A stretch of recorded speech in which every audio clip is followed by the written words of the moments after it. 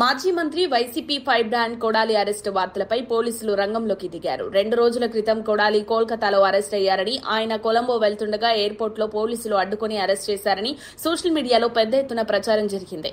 అయితే కొడాలి అరెస్టు కానప్పటికీ ఆ ప్రచారం ఎందుకు చేశారు, ఎవరు చేశారన్న విషయాన్ని తెలుసుకోవాలని ప్రభుత్వం నిర్ణయించిందని చెబుతున్నారు. కొడాలి అరెస్టు వార్తల ద్వారా రాష్ట్రంలో శాంతి భద్రతల సమస్య తీసుకురావాలని ఎవరైనా ప్రయత్నం చేస్తున్నారా అనే కోణంలో పోలీసులు విచారిస్తున్నట్లు చెబుతున్నారు. మాజీ మంత్రి కొడాలి నాని ప్రభుత్వం మెయిన్ టార్గెట్ లో ఉన్నట్లు చెబుతున్నారు. ప్రధానంగా మంత్రి నారా లోకేష్ రెడ్ బుక్ లో మొదటి పేజీలోనే కొడాలి పేరు ఉన్నట్లు ప్రచారం జరుగుతోంది. గత ప్రభుత్వంలో కీలకంగా వ్యవహరించిన కొడాలి తన నోటికి పని చెప్పేవారు. దీంతో ఆయనను అరెస్ట్ చేయాలనేది టీడీపీలోని ప్రతి ఒక్కరూ కోరుకుంటున్నారని చెబుతున్నారు. అయితే వివిధ కారణాలతో ఇంతవరకు ప్రభుత్వం కొడాలిపై చర్యలకు దిగలేదు. ప్రభుత్వం ఏర్పడిన కొత్తలో కొడాలికి వ్యతిరేకంగా 2-3 కేసులు నమోదయ్యాయి. అవినీతి, అక్రమాలు, దౌర్జన్యాలు ఇలా పలు వ్యవహారాల్లో కొడాలి ప్రమేయం ఉన్నట్లు కేసులు నమోదయ్యాయి. అయితే కొన్ని కేసుల్లో ఆయనకు కోర్టు బెయిల్ మంజూరు చేసింది. మరోవైపు ఏ క్షణంలో అయినా తనను అరెస్ట్ చేస్తారనే ఉద్దేశంతో కొడాలి కొన్నాళ్లు బయటకు రాకుండా గుట్టుగా ఉంటున్నారు.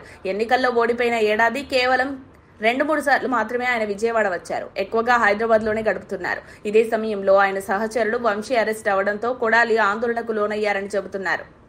వంశీ అరెస్ట్ తర్వాత కొడాలిని అరెస్ట్ చేసే అవకాశాలున్నాయని అప్పట్లో ప్రచారం జరిగింది. అయితే కొడాలి అనూహ్యంగా అనారోగ్యానికి గురవడంతో అరెస్టు ప్రయత్నాలకు బ్రేక్ పడిందంటున్నారు. కొడాలి ఆరోగ్యం పూర్తిగా కోలుకున్నాకే ఆయనపై చర్యలుంటాయని వైసీపీ కూడా భావిస్తోంది. అయితే ఇప్పటికే ఆయన మెడికల్ సపోర్ట్ తోనే తిరుగుతున్నారని చెబుతున్నారు. కానీ 2 రోజుల క్రితం ఆయన కొలంబో వెళ్లే ప్రయత్నంలో కోల్కతాలో అరెస్ట్ అయ్యారన్న వార్తలు ఒక్కసారిగా ప్రచారంలో ఉన్నాయి.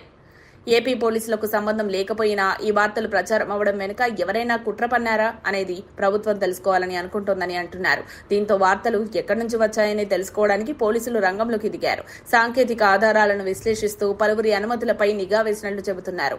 1-2 రోజుల్లో ఆ వార్తలు ఎక్కడి నుంచి వచ్చాయో పూర్తిగా తెలుస్తుందని చెబుతున్నారు. మరిన్ని అప్డేట్స్ కోసం మా కాయ్ టీవీని సబ్స్క్రైబ్ చేసుకోండి. మా వీడియో కనుక మీకు నచ్చినట్లయితే లైక్ చేయండి, షేర్ చేయండి. మీ విలువైన అభిప్రాయాలను కామెంట్ బాక్స్లో తెలియజేయండి.